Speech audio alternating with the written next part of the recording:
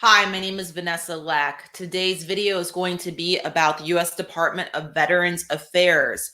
I want to warn you that this series I'm going to be doing, some of it's going to be funny because it's so ludicrous. Some of it's going to be disturbing. Some of it may be triggering to some people. So if you have, you should be aware of that. Just beware, all right, of these videos about the U.S. Department of Veterans Affairs and the military community. This one may or may not be triggering. I don't know, because I know that this organization is the bane of a lot of people's existence. Okay, not everyone's. I'm not trying to speak for everybody, but I just know reality. Okay. So anyway, so just know that with this video series, kind of like my disclaimer, beware sensitive material ahead in some of these videos. But today's video is going to be a demonstration. So I, like many other veterans, I don't know how many are out there, I have had difficulty getting records that I've needed from the VA. I'm going to do a demonstration in one of these videos down the line about how to basically look at your medical records at the U.S. Department of Veterans Affairs through e-benefits, which everyone needs to be doing. I now realize if you're getting healthcare at the VA, because not everyone at the VA has any regard for military veterans. And you would be amazed what you might find in your medical record. God knows I was. So anyways, but that's not going to be today's topic. That will be a topic for a different day. That's actually several topics worth. Okay. So today's topic is going to be about getting records from the VA, which who knew something so simple could be this complicated? It's just amazing. But this is how complicated this organization is. I actually sent in paperwork for the U.S. Department of Veterans Affairs. Maybe I should just do a different video on that because that is just such a long story. So I'm going to get back to the paperwork topic. Okay. So these are some records. I've removed the sensitive information from these records on this envelope, but it's an envelope that holds my records. And here is a disc basically with some records on it that I'd requested 10 months ago. Yes, that's right. I requested this handy dandy record request 10 months ago. 10. Let's show you. 10 months ago. Not 1, not 5, not 6, 10 months ago. Okay. All right. So whatever. I requested that. And so just for all of you that wondered, because I did wonder, does the VA send certified mail? Especially if you're doing that USPS informed delivery, which I do. Yes, they do send certified mail in some cases. But when you call the 800 number, they don't even know that how they're sending them because they don't note it in their own records. Shocker. Okay. But anyways, it took 10 months to get these records. And I'm actually still waiting for other records. And I know that I'm going to get those records because I've been told that I am going to get them. I've been told in writing. I've been told verbally. I've been told in email. I've been told in the mail. I've been told. And the reason I'm getting my records, and you may be still struggling with your records if you're in this situation, is because I'm really good at advocating for myself, I realize, because the squeaky wheel gets the grease, right? So in many cases, I've been good at advocating for myself. Not in all, because I'm dealing with a supersized bureaucratic machine sent straight from hell. But in many cases, I'm pretty great advocating for myself. And that's why I'm creating these videos. So kind of raise awareness and advocate change, because but a number of veterans won't be able to figure out what I've figured out. And because it takes so much energy to deal with this organization, and it's so stress inducing and it's so toxic. It's absolutely toxic. This organization dealing with the U.S. Department of Veterans Affairs is toxic. It's toxic. It's a health organization that's sick. That's what it is. Okay. So I'm still waiting for records, and I know that I'm going to get them. But I just want to kind of show you guys exactly what I've been dealing with in between waiting to obtain these records. Okay. So I'm not going to tell you how to obtain your records because it's pointless, because I followed the rules. I followed the process and it didn't work.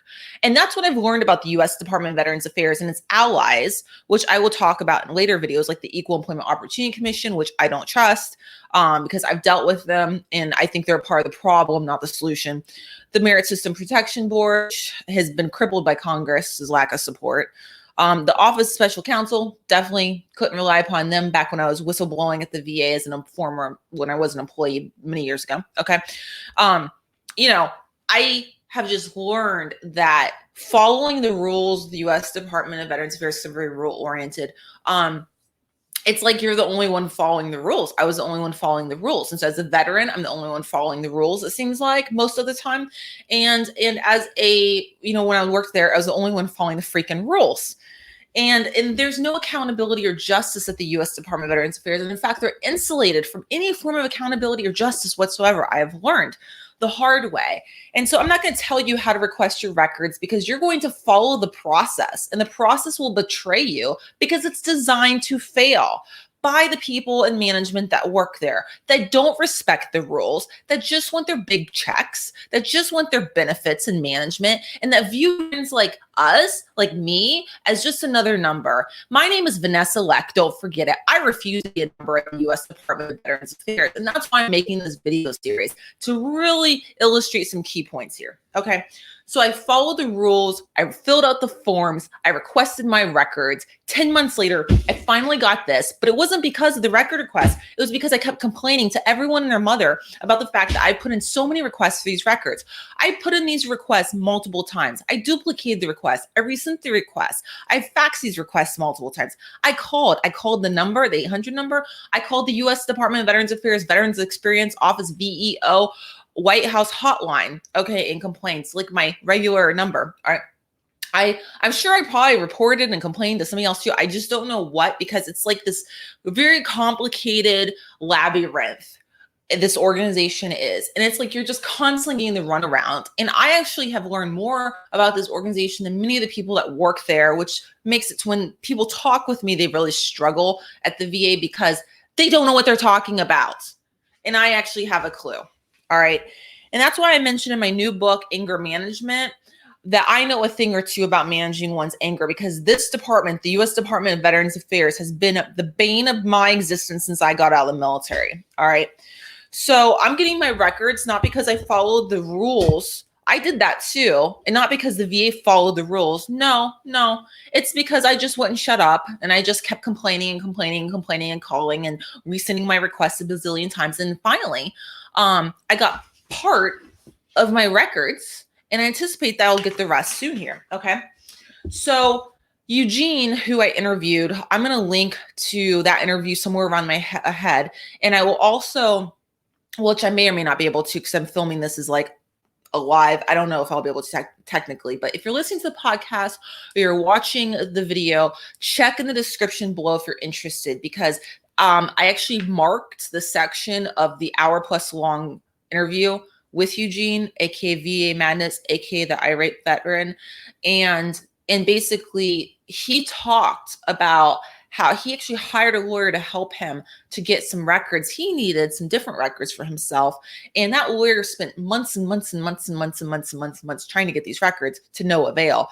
The veteran, Eugene, did end up getting his records. He talks about that. So you can check out if you're interested in this topic, that right there. It'll take you straight to that spot of the conversation, that part of the conversation, so you can see it. Okay.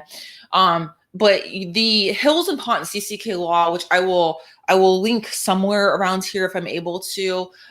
One of their blogs, I'm not sure which of the two because I get them mixed up, had talked about how they too have difficulty obtaining veterans records that they need for stuff unique to the veterans. All right, so this is an ongoing situation for a lot of people. I'm actually one of the luckier ones because I actually seem to have been more effective in securing records sooner or at all compared to others. But I just really worry, and it's really heavy in my heart about how many other veterans and people trying to advocate for veterans, like caregivers, cannot seem to get the records that they need to solve the problems that they have because of it's so complicated and not user friendly. So I'm just gonna do a demonstration now. Okay, 9 minutes into this video, just getting to my demonstration. This paper was actually sent to me in the form of letters because the VA loves their snail mail. They just love some snail mail. They cannot get over. I mean, they are keeping the Postal Service alive and well. Okay. So this is one page, actually, letters sent to me, just saying nothing of consequence, but that they're acknowledging my record, my countless record requests, yet there's no records. Also keep in mind, this is really representative of the amount of money that the VA management seems to waste on useless things like paper and ink that this veteran doesn't even want sent to them, but it doesn't really matter what veterans want, right? It's just about salaries and benefits and office suites and patronizing veterans like me, so that because they think we're so dumb that we don't know that we're being patronized. Let me tell you, I know I'm being patronized. And the VA likes to patronize me. I've noticed some of these people, not all. There is a man who helped me with my records that called me probably because I freaking complained so much. Very nice man, military veteran, great guy. Helped me. Very nice guy. Okay, it's not patronizing.